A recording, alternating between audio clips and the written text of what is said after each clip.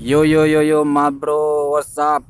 Hari ini kita sedang menyaksikan hari perayaan pantomim sedunia ya. Yang diadakan di ini yang kami adakan di Aceh ya bersama Sanggar Pantomim Aceh.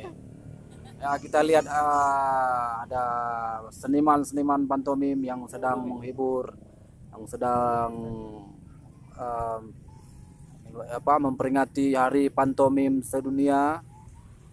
Kita lihat mereka ada membawa semacam tulisan-tulisan yang kita baca tentang perdamaian ya, yang bertema perdamaian. Kita lihat nih diadakan di Bustano Salatin ataupun di Taman Sari yang ada di Banda Aceh ya, ibu kota Aceh.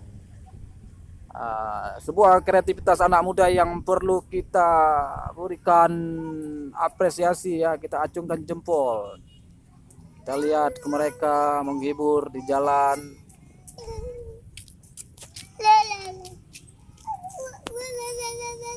Iya, kita saksikan saja videonya ya. Semoga bisa menghibur Anda juga pastinya. Pastinya kita harapkan semoga pantomim Sanggar Pantomim Aceh semakin sukses ke depan.